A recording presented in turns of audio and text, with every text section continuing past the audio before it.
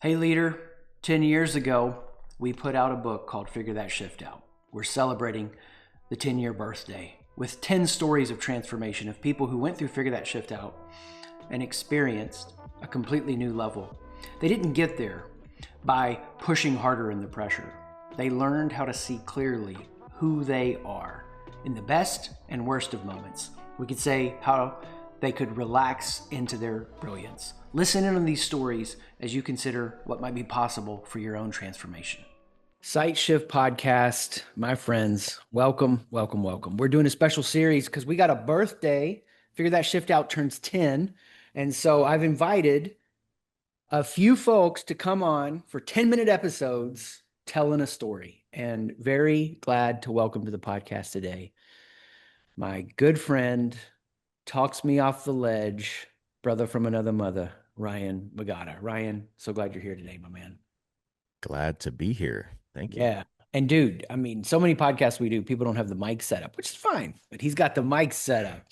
Uh, so when we talk about this idea of like going through Figure That Shift Out and celebrating these stories, for a lot of people, they're coming in and we're meeting them, or I'm meeting them really kicking off into this program.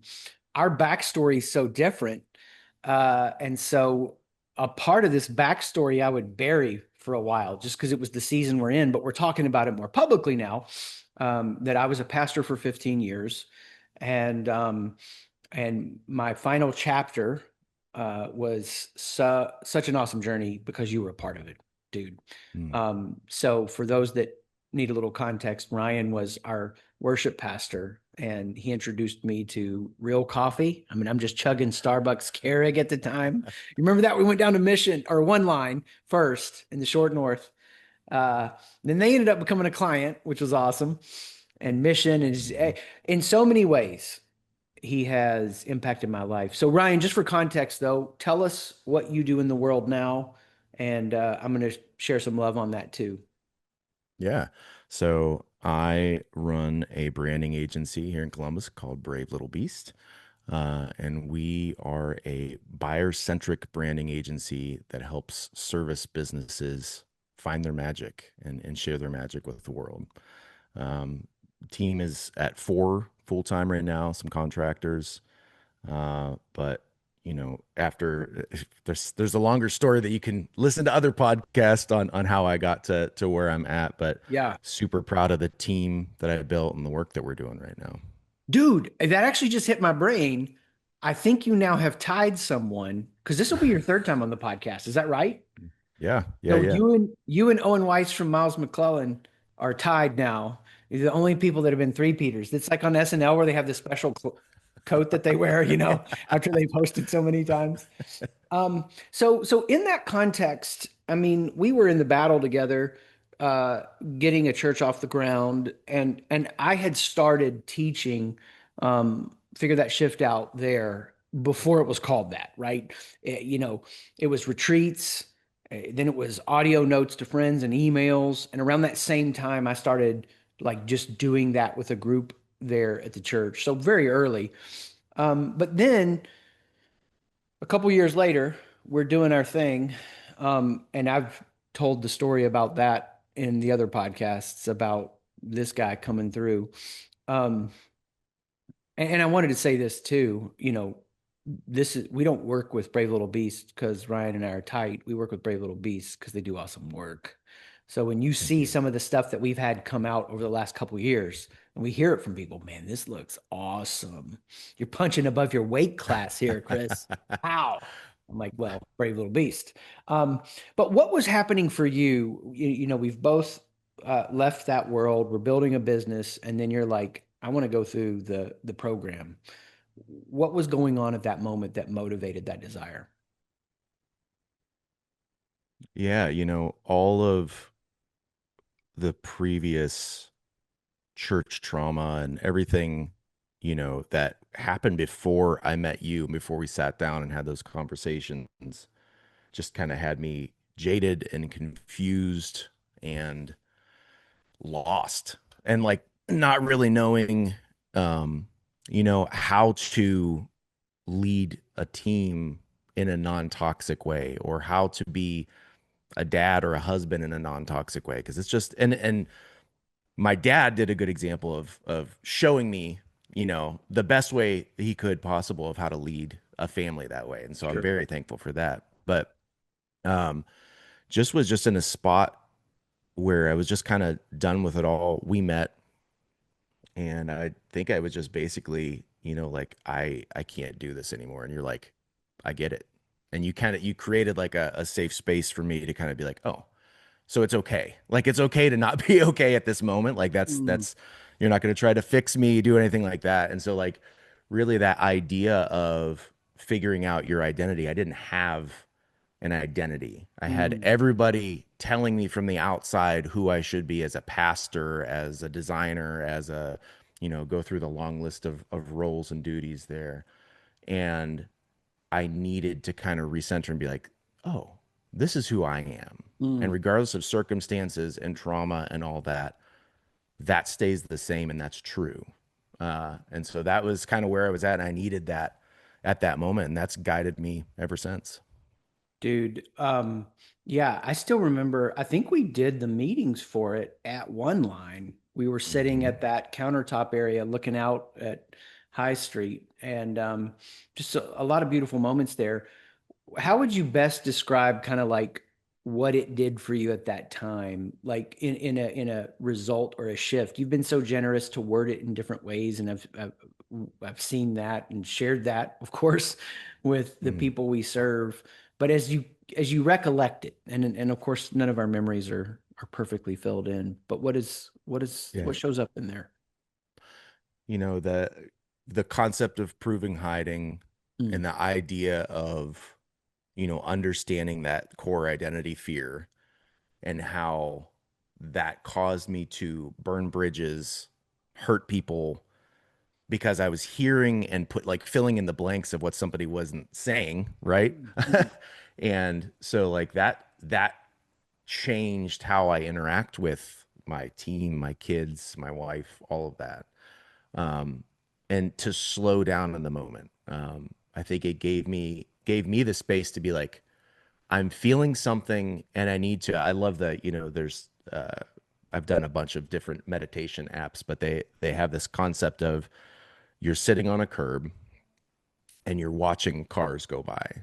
And those cars are thoughts and emotions. And mm, you can look at them objectively. If you're sitting on instead of trying to dodge them or run in between them or change them, you're just like, here's going by. And so to be able to do that and slow down and be like, oh, that's not what that person was saying. I assumed something. I filled in a blank. mm. That was the game changer for me. Dude, that's awesome. Yeah, I mean, I feel like the whole thing came out of people ask, like, what did it come out of? It was what I needed. It was putting that together because those thoughts and emotions, oh my gosh, my identity's on the line. I'm defined by this moment. And because I feel insecure, I'm gonna, like you said, prove or hide. And it's our insecure leadership moments where we're leading for validation that we ruin the world we're trying to build.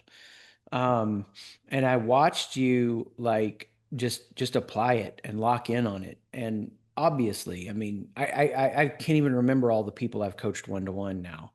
Um, and and and that is it's an honor to be in those spaces with people. It's just impossible at this point. But there are always moments that stand out to me. And and those moments over the years reflecting 10 years of taking people through it, those moments have that compelling nature that something just registered. And I still remember there was a session where we were sitting there talking, and I think it may have been around decision making, where for you it was just like, oh my gosh, I can see the strength of who I am, which is to move quick, to jump in. I'm taking the plunge. That's a strength. That's a feature, not a bug. But when I'm insecure, that can be this bug. That can be this, uh, sabotaging moment. And I think that's what I want to emphasize to people. Your trajectory was already solid. It was already so good. It's these little leadership mistakes we make when we're under pressure that we sabotage so much. And it doesn't take a lot of those. I mean, in our research, Hmm. we found probably it's about 43 minutes in somebody's day where they get Hmm. insecure, they're looping, they're getting run over by the cars, to use your analogy. What are ways, if any, that come to mind in the clearest way possible that you're seeing it just continue to stay with you, right? Not that you even have to actively think about it, but it just Mhm. became a part of your processing. Yeah. So like the idea of how we're actively building our lives. So like you just said, the ability to make decisions, though on the outside for a lot of people, my wife's learned this. Hmm.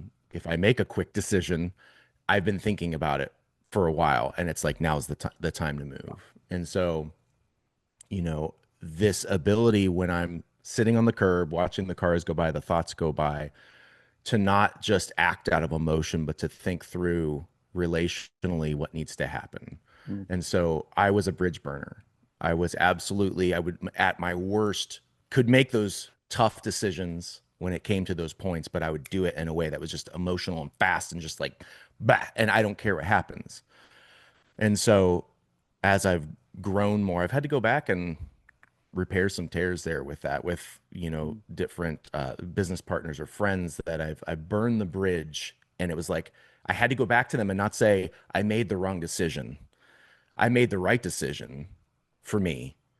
I went about it the wrong way. I didn't care about the person behind that. And Hmm. so like that's what growth has been for me, is just realizing that's like I don't have to snap out of a quick emotional thing, but I can care about the person behind it, still stick true to who I am on that decision, make the decision, but have some empathy and slow down a little bit more into how I have conversations about the decision, Dude, if that makes sense. makes complete sense. I mean, I think you so live that now.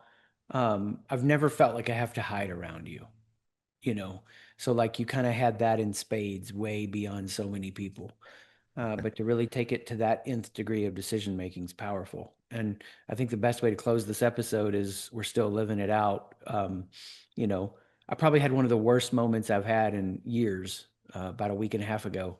And part of what's special to me, and people listening wouldn't know this, but our businesses are across the hall from each other in the same building. And I just texted Ryan and I was like, hey man, before you go home, could I have a few minutes? And graciously, of course, he came over and I just said, I need somebody to look me in the eyes because I'm taking big hills and say, you're not crazy.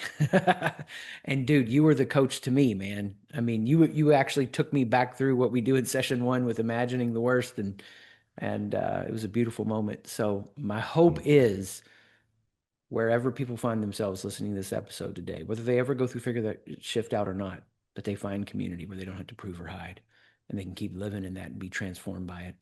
For people that have listened to this and they're like, man, this Ryan guy sounds like he knows what he's doing. He sounds pretty cool. I'd love to connect with him. If you want to give everybody the website URL or best way you would want them to connect with you.